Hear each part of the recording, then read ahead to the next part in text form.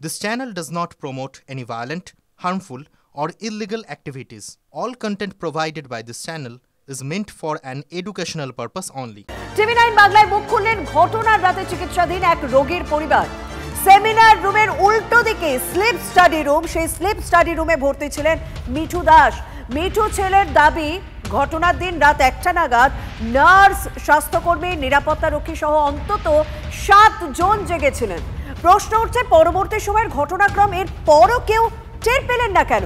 Mascot spin control ল্যাবের পরীক্ষায় এটি প্রমাণিত। কেয়াসেট আলোপেক্স পেন্টা অ্যাক্টিভ নতুন চুল গজাতে সাহায্য করে, চুল পড়া বন্ধ করে। কেয়াসেট আলোপেক্স পেন্টা অ্যাক্টিভ 10 হেয়ার ফল প্রবলেমের একমাত্র সলিউশন।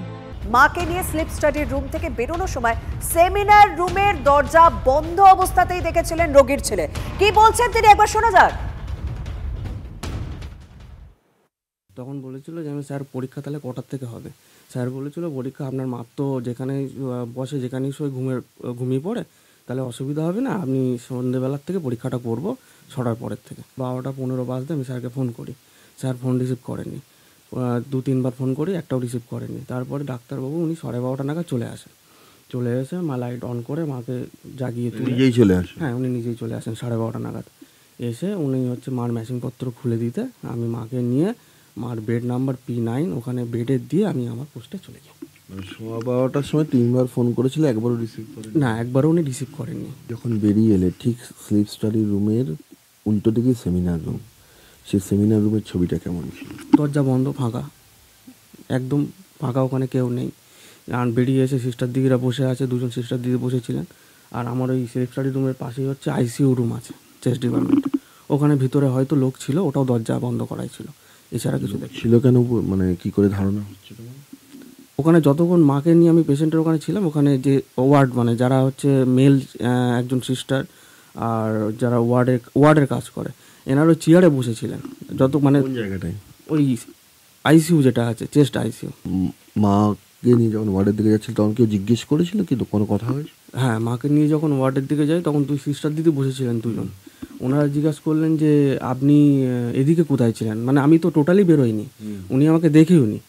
এবার যখন আমি 12:30 নাগাদ মাকে নিয়ে বেরোই তখন এই সিস্টার দিদিরা জিজ্ঞাসা করলেন যে এদিকে কোথায় ছিলেন। যে ম্যাম, আমার মা ভর্তি ছিল, ওনার এই পলিসোমনোগ্রাফি স্লিপ স্টাডি একটা পরীক্ষা ছিল, ওই ডক্টর অর্ক সেন পরীক্ষাটা করাচ্ছিলেন।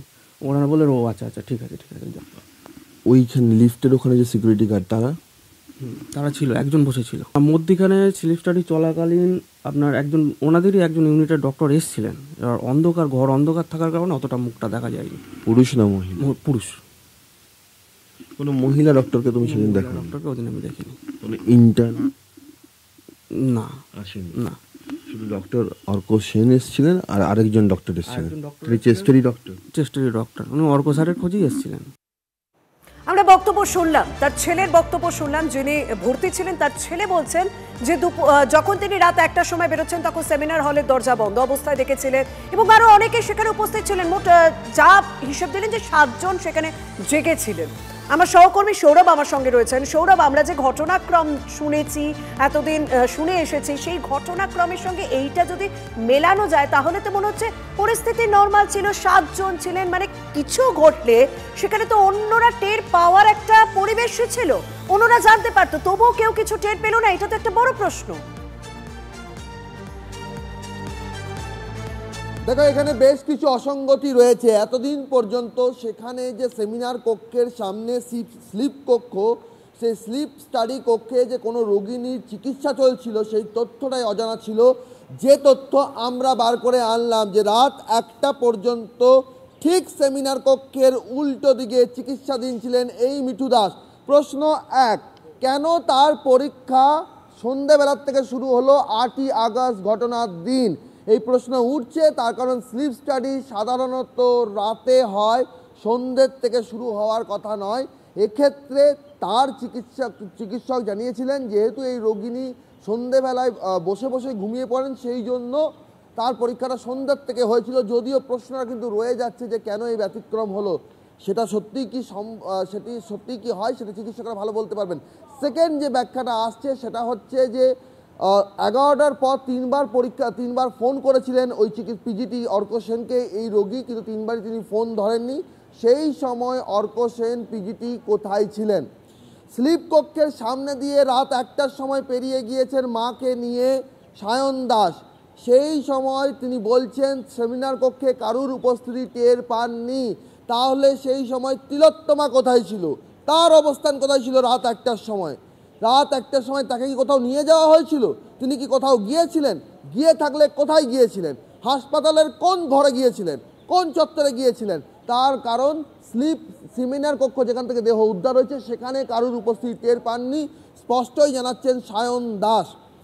7 জন জেগেছিলেন, রক্ষী, একজন রক্ষী, ওয়ার্ডের মধ্যে 2 জন রোগীর পরিজন, নার্সিং স্টেশনের কর্তব্যরত 2 জন সিস্টার এবং হচ্ছে ঠিক স্লিপ স্টাডির পাশের যে ঘর সেই ঘরে 2 জন স্বাস্থ্যকর্মী। যখন সায়ন তার মাকে নিয়ে যাচ্ছেন, সিস্টাররা তাকে দেখে জিজ্ঞেস করেন যে আপনি কে, কেন এখানে এত রাতে ঘোরাঘুরি করছেন? এই একই প্রশ্ন আর কারুর ক্ষেত্রে পরবর্তী ঘটনাক্রমে ওই 2 জন সিস্টার করলেন না। এটা বিশ্বাসযোগ্য? 7 জন সজাগ চোখ রাত 1টার সময় যারা জেগেছিলেন ঠিক ঘটনার সময় ঘুমিয়ে পড়লেন, তাদের চোখ বন্ধ হয়ে গেল। কার নির্দেশে চোখ বন্ধ হলো? তারা কোথায় ছিলেন? কেন যে যার, যদি তারা নিজের নিজের জায়গা থেকে, কর্তব্যের জায়গা থেকে সরে যান, কার নির্দেশে সরলেন? কোনো সুনির্দিষ্ট একদম একাধিক অসঙ্গতি এবং একাধিক প্রশ্ন উঠছে এই যিনি ভর্তি ছিলেন তার ছেলের কথায়। অনেক ধন্যবাদ সৌরভ।